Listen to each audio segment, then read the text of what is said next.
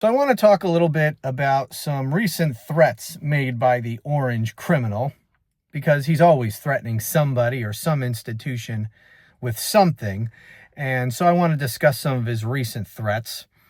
But before I get to that, I want to talk about our scumbag vice president, J.D. Vance, and a tweet that he posted that I want to discuss a little bit, because this is sort of in keeping with what I was discussing in my last video, and that had to do with the illegal arrest and deportation to El Salvador of, a bunch of people that were given no due process rights.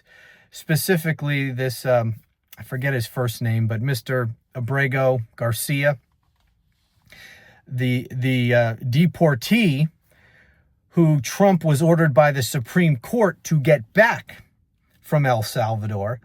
And while all of that was going on, J.D. Vance posted this to Twitter. He wrote, "The entire American media and left-wing industrial complex has decided the most important issue today is that the Trump administration deported an MS-13 gang member and illegal alien." This guy is such a scumbag, and of course, he works for the world's biggest scumbag. Deported an MS-13 gang member and illegal alien. How do we know any of that? How do we know that Mr. Abrego Garcia is a member of MS-13? Because Donald Trump said he is? That's the point. We don't know, because there's been no due process. That's the entire point of all of this. Maybe he is an MS-13 gang member, although all the evidence that we do have indicates that he is not a gang member. But again, maybe he is. So if he is, put on your evidence and then deport him. But that's not what they do here. And as for him being an illegal alien, we know for a fact that he was not an illegal alien. He was in this country legally, because an immigration judge found that he met the qualifications in his application for asylum to be here. He was not illegal. He was not illegally in this country. He was legally in this country. Permission granted under our laws by an immigration judge. Now, he's not an American citizen, but that doesn't mean he wasn't here legally. He was here legally. And as for the MS-13 gang member crap, prove it, JD, you colossal scumbag. Prove it. And then if he is, deport him. But that's not what they did. And they don't want to have due process because they are inviting a showdown with the Supreme Court, which we are now in. The Supreme Court told the Trump administration to get him back from El Salvador, and now they're saying, we can't do it. He's in El Salvadoran custody, so there's nothing we could do about it. This is going to go back to the Supreme Court, and then we'll see what the Supreme Court has to say about that. But you know what? These people, I'm sorry, there's no getting around the fact that this is pure evil. This is evil. This man, and what else do we know about Mr. Abrego Garcia? He is married to an American citizen, and he has an American citizen child, who I believe is a special needs child, unless I'm confusing him with somebody else. But it doesn't matter, special needs or not. He has an American citizen child, married to an American citizen. So there are two American citizens who have had their husband and father illegally arrested and sent to an El Salvadoran prison camp. We don't even know if Mr. Abrego Garcia is alive. And if he is alive, we don't know what his condition is. We don't know what may be happening to him in that prison camp. And he has been sent there, someone who is legally in this country, sent there after he was deported with no due process. And I really shouldn't use the word deported, because deportation is a legal process. What Donald Trump did to this man was not a legal process. This was kidnapping and rendition. That's what it was.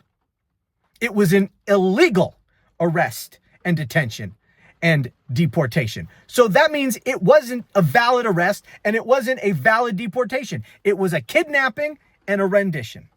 That's what that was. And to defend that, to do that and then to defend it, as JD Scumbag is doing here, is evil. Because they don't care. They don't care whether he is an innocent man or not. And they are sending him to be potentially tortured and murdered. And they don't care.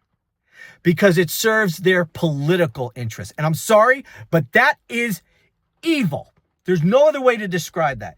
Now, as to the orange scumbag and his threats, he's really agitated over Harvard. He tried to, bully Harvard into adopting policies or getting rid of policies that Donald Trump doesn't want them to have. And if they didn't do it, he was going to withhold grant money. And Harvard told him to go pound sand. We're not doing what you tell us. We are going to run the kind of institution that we want to run. We are going to do what we want to do, not because you tell us to do it. And as for the grants, you withholding that money, we'll see you in court. And that's the thing with these grants. Donald Trump acts like any money appropriated by Congress is his to do with as he pleases. We saw this in the first term when he used money that had been appropriated by Congress for Ukraine. He threatened to withhold that money unless Ukraine dug up dirt or at least said that they were launching a criminal investigation of Joe Biden. And if you don't do that so that I can use that against Joe Biden in the upcoming election, then I'm not going to give you that money. That was completely illegal. He had no authority to withhold or threaten to withhold that money. It had been appropriated by Congress, and he doesn't get to withhold it. That's illegal. Same thing with these grants. The money appropriated by Congress for the purpose of distributing grant money to colleges and universities. It's not up to Donald Trump to decide whether to disperse that money and to whom, to which institution to get it, to give it, and for what reason to withhold it or to disperse it. It's not up to him. Those things are governed by law. Donald Trump doesn't get to decide that. That's a policy decision for Congress. So his withholding of this money would be illegal. And it's a good, kudos to Harvard for telling Trump to go pound sand and we'll see you in court.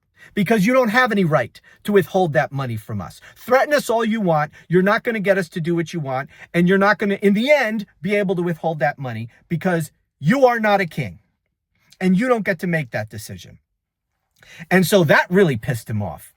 So now he's threatening to revoke Harvard's tax-exempt status.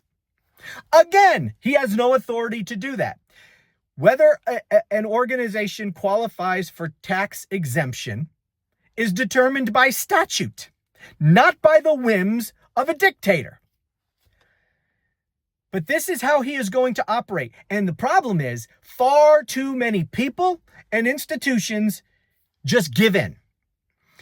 Maybe they don't want to spend the money litigating this stuff. Maybe they're afraid of, well, if we don't give in, what else might Donald Trump do to us? That's how dictators come to power in democratic societies that formerly operated under the rule of law. They give in, they cower, they don't stand up, they don't enforce the law, they don't pursue their rights under the law. They just give in to the dictator. We've seen law firms do this. And it's disgusting. I'm glad to see Harvard standing up. We need to see more of this because there is strength in numbers. And I hope that Harvard doing this will encourage others who are the victim of his illegal bullying to stand up and do the same. He doesn't have a legal leg to stand on in any of this. So stop backing down. That's what he wants. He wants these people. And you know what? he's going to start losing his shit. I mean, he's flipping out over the Harvard thing. Just Harvard telling him to go pound sand is sending him over the edge. The more that people stand up to him, the more unhinged he is going to become. And that's what we need. We need the American people to see what kind of a fucking lunatic that they elected. Anyway, I guess that's it for now. Boy, do I have a lot more to say about all of this, but you know, we are in for a rough ride. And what's important, if we're going to have any chance of fighting back against this, you know, Timothy Snyder, Yale professor, who has written a great work on tyranny, says that when you have an authoritarian wannabe dictator, the last thing you should do is obey in advance, because that only empowers the dictator. And we have seen far too much obedience in advance out of fear. And all of these people who have given in, the law has been on their side. They don't even try to fight it. In fact, some people have gotten favorable rulings from the courts and then still gave in after courts weighed in on their side. People have got to knock that shit off. You do not give in to dictators. That's exactly what they need for you to do. Because what they're doing, what he is doing, is not legal. And the only way he gets what he wants is if people give in. Don't give in. Stand up to this piece of shit. Fight back. I'm glad to see Harvard doing it. And as to J.D. Vance, screw you, you piece of garbage. Not that you're watching this, but on the off chance that you did, please go screw yourself. Anyways, thanks so much for watching, everybody. I'll talk to you again soon.